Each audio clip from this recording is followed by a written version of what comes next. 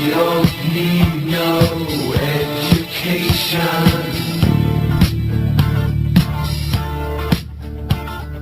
We don't need no thought control.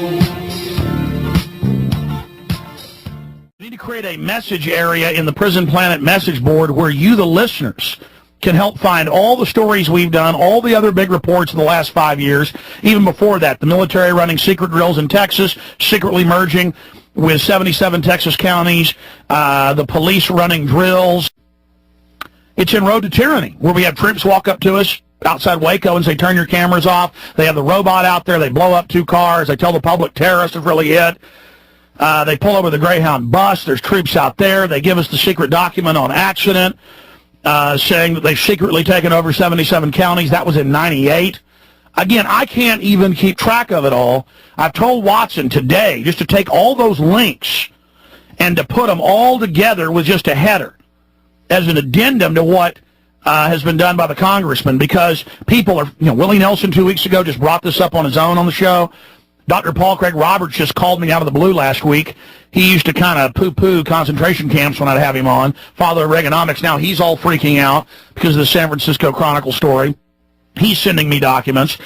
Well, we need to find, it's in my book, but we need to find that addendum that was classified, declassified, reclassified, PDD, all the other PDDs. Remember Thomas Sanchez said he saw a secret PDD 25 in Alice, Texas, and he was the emergency manager for the Kingsville County, and he was a former special ops in Vietnam, emergency manager, head of the town. They came to him and said, we're getting ready for martial law, and he said, no, I won't be part of it, and then he was on local television.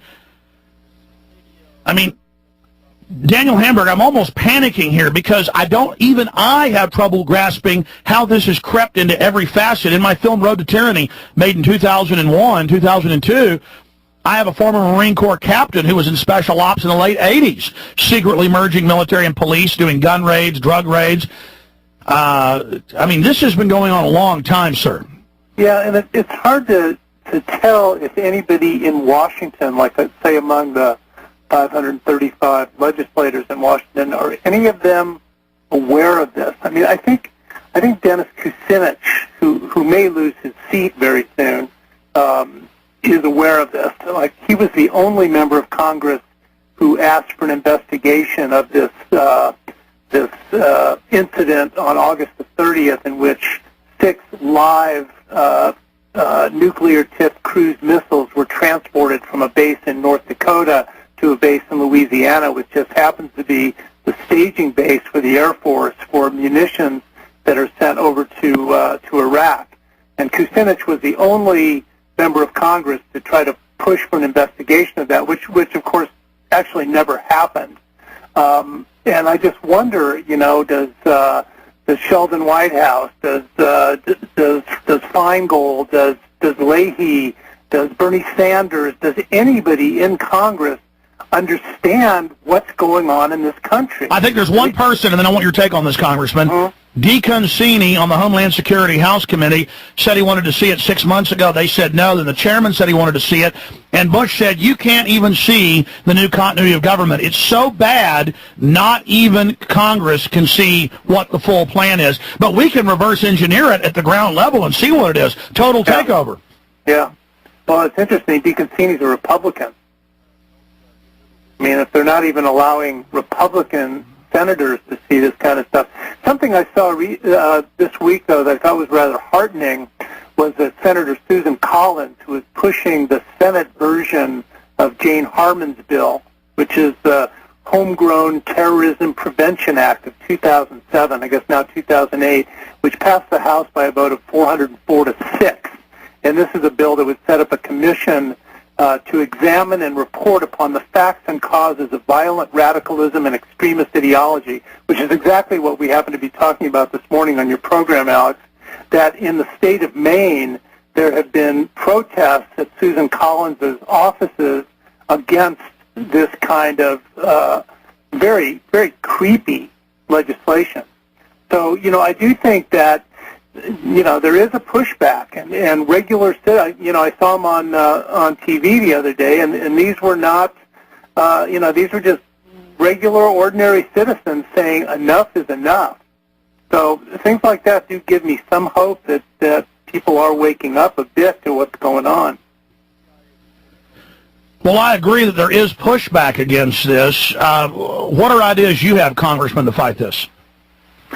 Well, I think the first way you fight it is information. I think people have to know what's going on, and then they have to find each other and be ready to organize. And and I think that eventually this is going to involve a lot of people taking to the streets. We've seen it happen in other countries around the world, and we've seen that there's a point at which enough people get fed up enough with what's going on that they demand that it stop. I think that it's really interesting to see this Obama phenomenon going on, and I think all your listeners understand the very compromised position of a Barack Obama, who gets the majority of his funding, or a lot of his funding, from Goldman Sachs, from the nuclear power industry, and so on.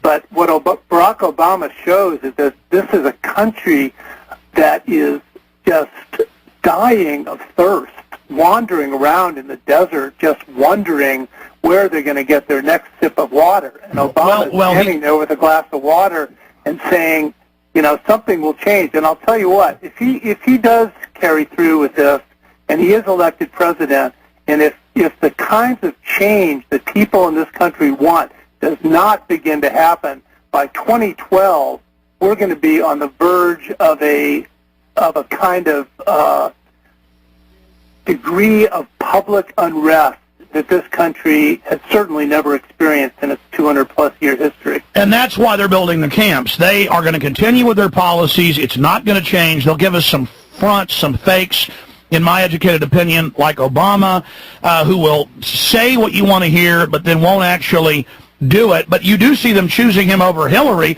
She's being rejected because people know she's a warmonger. People know that she's establishment. And I misquoted earlier. The article's Bush's martial law plan is so shocking even Congress can't see it. Executive Uber Alice, as member of Homeland Security Committee, barred from viewing post-terror attack provisions. PrisonPlanet.com, President Bush's post-terror martial law plan is so shocking that even members of Congress and Homeland Security officials are barred from viewing it. And it was Congressman Peter DeFazio, I don't know why I said DeConcini, was asked by that makes more sense. Was asked by his constituents to see what was contained within the classified portion of the White House plan for operating the government after a terror attack, and he was told no. Then the chairman asked and was told no. Now, was that the chairman of the Intelligence Committee? That was the chairman of the Homeland Security Committee. Okay. House. Okay. I did pull it up. It was also in the Oregonian, not just our article about it. Yeah. Well, I think there's also a really good reason to wonder what might transpire between now and November.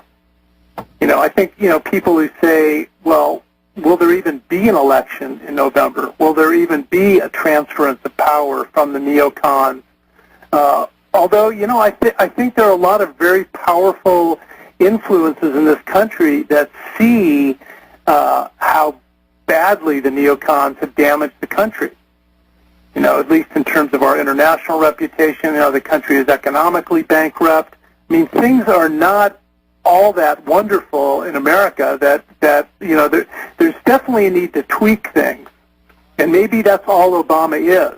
But if he doesn't slake some of that thirst that people are feeling in this country for some very bread and butter things, like I was talking to a guy this morning, he happens to be a very wealthy guy, sent his 2 kids to college. They can't find jobs. These are college-educated rich kids, can't find a decent job. So the destruction of the middle class, the lack of a decent healthcare system, the lack of decent schools, the fear about what's happening to the climate.